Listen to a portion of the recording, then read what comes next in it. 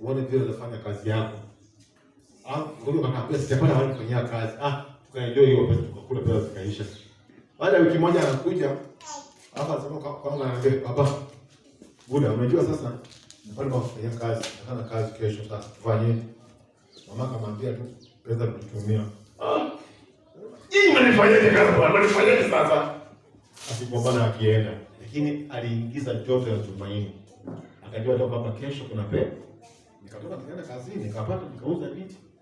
Nikampigia simu nikamwambia kesho jiandae Jumatano na kupeleka soko. Alikuja mbele nimefika huko. Si hapa ilifika huko mara ngefanya anafika huko na huko.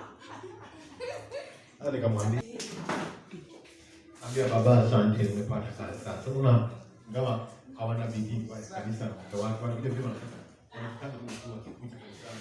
Labda ni hapa hatuwezi kemewa.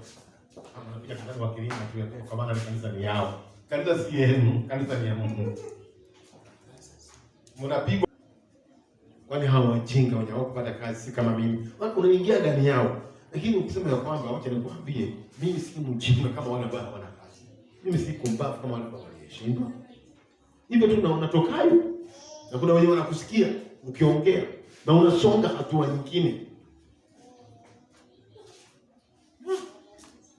Naambia Bwana, kama hangelikuwa wewe, hata mimi saa hii singekuwa vile nilivyo hivi saa hii. Singekuwa. Hii kwa sababu ni wewe Mungu, na kwa sababu wewe ni Jehova, sababu wewe ni Shama ambaye nakuhitaji kila wakati katika maisha yangu. Na hiyo hautaongea kama uombi. Ndio tuna hasira tu kukasikana Mungu na watu. Ukiona mtu ameendelea utaki sababu unataka wewe hivyo, na wewe mwenyewe umekataa tumaini lako haliko hot, liko warm, haliko dry, liko tu pale, haliko joto, halina baridi, yani umebaki tu pale umezangarara, hauna vile ulivyo. Fanya tumaini lako kukua, kusonga mbele. Nilikuwa hapa na kijana ndugu ya huyu, alikuwa ananiambia tumekaa na yeye, mbona huyu msichana wewe unapita huyu ndio anakuwa kama bibi yangu. Bibi yangu anakaa tu kama huyo. Hapa kapeleka hapa piangalika tena. Sika mimi nakuja. Akaenda akafukuza. Nikamuuliza bwana, sasa wewe umesema mimi na bibi yako atakuwa kama huyu. Sasa hivi unaenda kitu gani?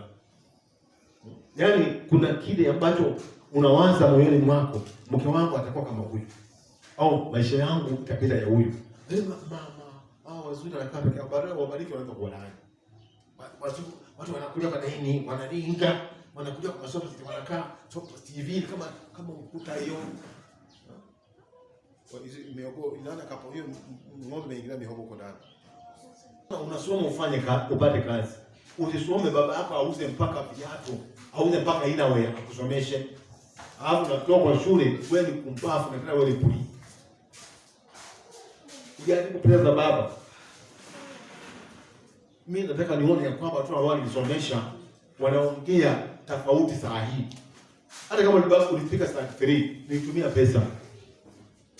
Kuna watu hapa mmefanya mpaka form 4, mmetumia pesa. Hii pesa zangu kurudi, tumaini lako lifanye kazi. Sio kwamba mpaka uajiriwe kazi ya kalamu. Kazi ni nyingi. Unaweza kuwa businessman kama baba yako na ukaendelea kusonga mbele. Unakuta ya kwamba umekuwa na unaombewa na unapata kibali mbele za Mungu. Lakini unakaa hata watu wakikuangalia wanasema huyu mtu wa bishop au mtu wa pastor au mtu wa message huyu kweli. Sababu unalia mpaka kesho. Jitoe au tokayo katika tumaini mbaya, uanze kujisimamia. Kujisimamia ni kusema ya kwamba chukua tumaini kubwa, imani kubwa ya kusema ya kwamba nitafanya vile bishop amesema leo. Nitasonga mbele bila mtumishi wa Mungu amesema leo. Sitapungukiwa na kitu mimi tena siku nyingine. Amen. Mtu akikuona una pesa mingi na hata tumuni una kwa mfuko. Mtu akikuona umebarikiwa na kweli anaona umebarikiwa. Lakini wakati mwingine tunakaa kama watu ambao ni wakumbafu, hata haona vitu tuna vile tulivyo. Hata wanauliza kwamba hii ndio message the mountain, au ndio shika wa message. Wanalia kulia kama watu ambao hawana vile walivyo. Ndio Mungu anasema kuhusu sisi ya kwamba sisi hatutakopa, lakini sisi tutakopesha. Tumaini lako ni kukopa tu ndio hivyo tu. Hata unaingiza maelfu ya pesa kukopa tu. Lakini chukua fasi waambie Bwana, ni nani zaidi ya wewe Baba? Mimi sikopi sasa. peana mimi pesa.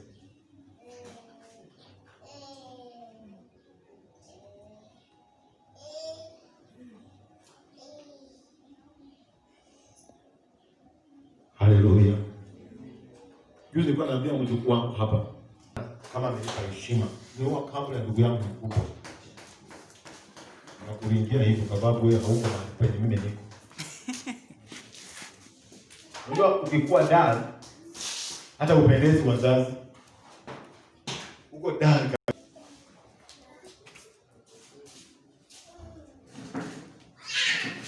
Sasa msaidie microphone. Wewe umeweka hapo kushika microphone ushikie huyo na unafanya mchezo. Mathayo 5, kuanzia 5 hadi 6. Hii pande hiyo.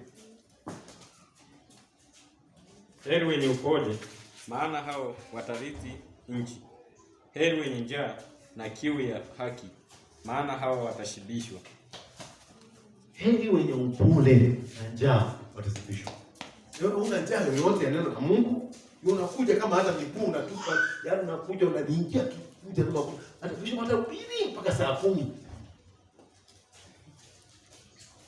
Au stuki. Na mpendo, haujabarikiwa kama unakuja kanisani vile unataka. Hii si shule, na shule ina mamlaka kuliko kanisa. Sababu gani? Imetekwa, shule imetekwa kengele ikilia. Hata unasema hata nisiende kwa sababu nimeshachelewa. Na nikusoma tu. Na kanisa yenye inakutoa katika upumbavu na ujinga. Kanisa haijui maskini, kanisa haijui tajiri, kanisa inajua mtu mmoja ambaye tumaini lake ni kwake Yesu. Amen. Soma.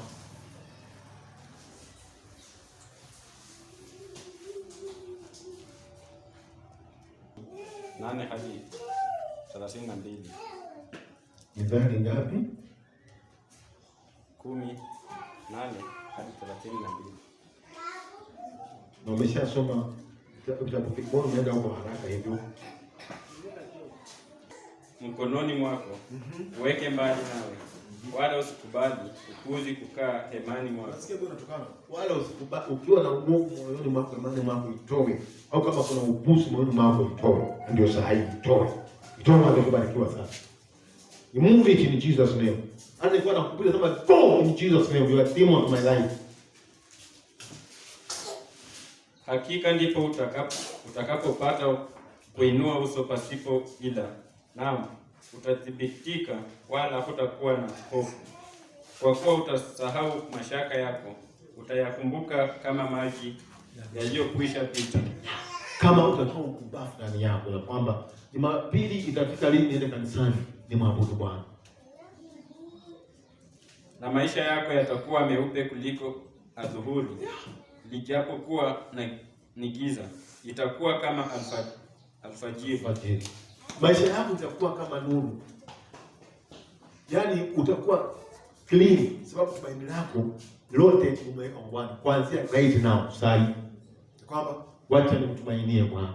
Wacha nimtegemee Bwana kwa maisha yangu. Ndio ukimtegemea Bwana, hata watu wanashangaa. Ni kwamba kama siku nyingine nilikuwa kama ndimu za mama fulani hapa town. Shilingi 50. Mama alikuja sina hata nuru. Jirani yangu yuko hapo anategemea uchawi. Na ni kweli ni kama aibu. Mama aliniuliza swali. Wewe kila siku hii gari unaweka maji ndio uweke nyumbani kuja kazini. Mama akaanza tukupia mambo mazito. Shilingi 50 tu magari. Kama unaruhusu kunipatia nitakulipa kesho. Kesho akaja kweli ya 50 sikuwa nayo. Huwezi kuendesha gari wewe. Jambo gani wanikemea. Huwezi kuendesha gari wewe na ukose shilingi 50. Ndio vile anatia moyo. Na siwezi kwenda kukopa pesa hiyo kwa shilingi 50. Mpaka sababu anaenda kesho atakupa. Alikuwa haja cross, nikashika kwa mfuko yangu, nikapata noti imekadamana imeshikana sijui ni walioshia kwa goma la ngapi. Sio vile Mungu amenijibu. Akaniambia, "Sio nimekwambia, wewe huwezi kukosa pesa." Alikuwa haja cross barabara. Why? Tumaini langu ya kwamba mama huyo asicross hiyo barabara kama sijapata shilingi 50. Na nikaipata kwa loan yangu. Juzi mkapo ananiambia hapa ya kwamba ulisahau pesa zimekaa kwa mfuko kaza ngapi 130. Hapo na maziwa. Hiyo maziwa lita moja na. Kwa kile mwingine kuja kumtumainia Bwana, unakuja kanisani ukitafuta tumaini kubwa.